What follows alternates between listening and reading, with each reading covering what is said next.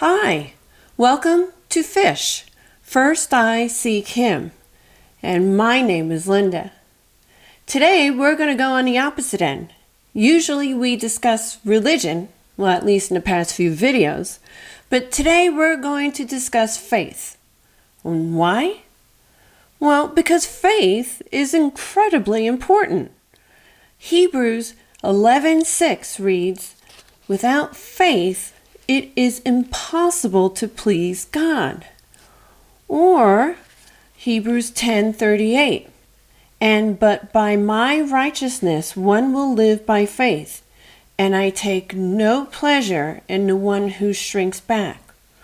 Oh, that's a good one. Well, of course it is. It's God. It's going to be good. Faith is peppered all throughout the Bible. You will find faith. And so if our pleasing God in our life and our salvation hinges on faith, you would think the church would be able to explain what it is. Especially, over 2,000 years? You think they would get it by now. But no. Many pastors, ministers, priests, and etc. cannot explain it. They just can't explain faith. Now, the Greek word used throughout the New Testament for faith is pistis. Pistis. And excuse my pronunciation, it's all Greek to me. Oh, that's a bad joke.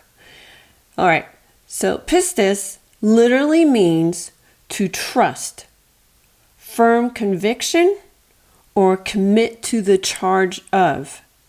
That's what faith is, okay? It means to trust, a firm conviction, and commit to the charge of. Trust is what God wants. Now, it was lack of trust that got us into this mess. Oh, yes, it is. The fall of creation. And you know that happened way back in the beginning of the Bible in the Garden of Eden. Now, Satan, as we know, he came to test man's trust in God. Faith. Trust, faith. And he picked Eve. And she listened to the deceiver and began not to trust God. She was convinced into thinking God was withholding something from her. And that something was godhood. And ironically enough, that's the same thing that Satan wants, isn't it? He wants to be God. And Adam, right? Adam, who was there with her, knew exactly what was happening. Now, how do we know this?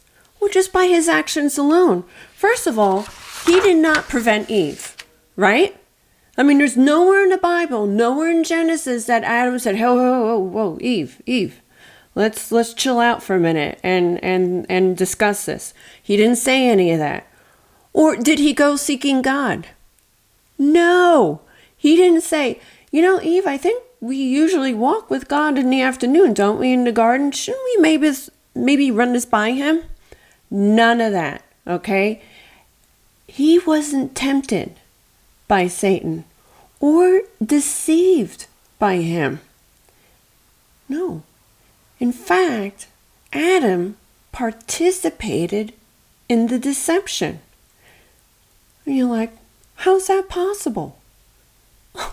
It's in the Bible because he chose to disobey God. All right? He's not separate from Eve. They were one. They were made by God to be one with God. So he did not prevent Eve. He didn't squeak and go seek God. No. He just stood there and he chose to disobey God. All right. And we all know that he eventually took a bite out of the fruit too, right? So neither Adam or Eve trusted God's goodness, God's forgiveness, God's understanding, or God's grace. And so, as we know, the result, creation fell, and we're in this mess. And this is why salvation is by trust, faith in God's grace, which is his undeserved goodness. Very important. But, however, many, and we know many religious leaders who, by the way, live in fear, okay, promote that trust in Jesus isn't quite enough. We must earn our way through good works or good behavior or good commandment keeping, good Sabbath keeping, good performance, good obedience, good this, good that, whatever. And all it does, it blocks you from having faith. That's right. It undermines the faith that you would have in Jesus. Because why? There's no trust. Why there's no trust? Because you are focusing on the thing that you're busy keeping. All right? Good commandment keeping or good Sabbath keeping. You're more focused on that than you are with Jesus. So you are focused on this thing rather than shifting your focus on Jesus. And so how do we know this is true? Well, again, let's go in the Bible. What a concept, right? Remember Peter? He's walking on the water with Jesus, and he was so excited, right? In the beginning, he's like, oh my gosh, I mean, who wouldn't be? And then he took his eyes off Jesus, didn't he? Because in the beginning, he's focused on Jesus, and then he started to have what? Fear, which undermines your faith, where there's no trust.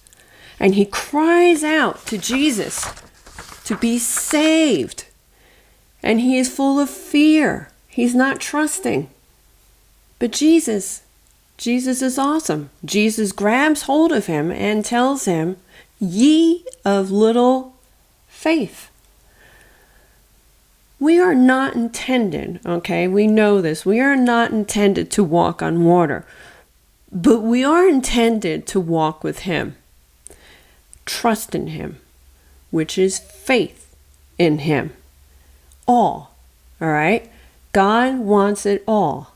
And why does he want it all? Well, all things are possible with God. I know, right? Never thought of that. God wants all from us, all our trust, all our faith, everything. Because why? All things are possible with God.